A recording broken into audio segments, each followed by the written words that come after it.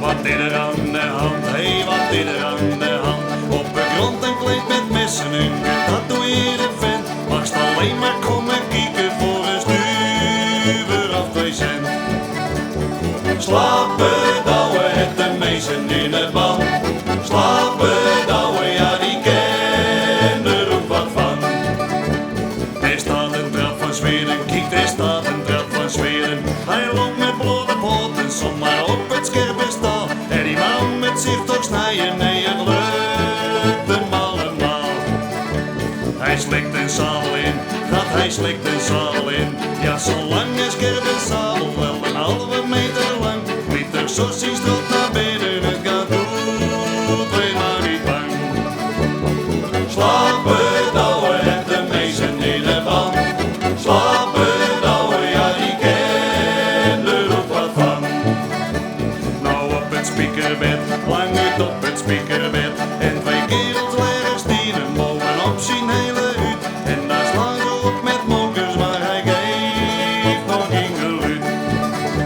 Hij steekt die fakkels aan, ja hij steekt 2 fakkels aan. Neemt een slukje uit een flesje en dan spuwt hij meters vuur. In de mond doet hij die fakkels, wordt nog maar niet overstuur. Slapen douwen, het de meesten in het band. Slapen douwen, ja die kennen er ook wat van.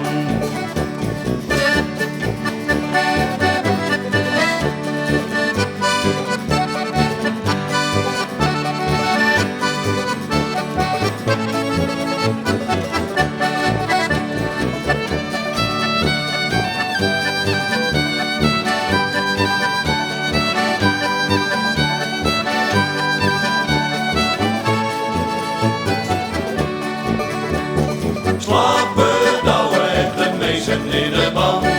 Slapen douwen, ja die kennen er ook wat van.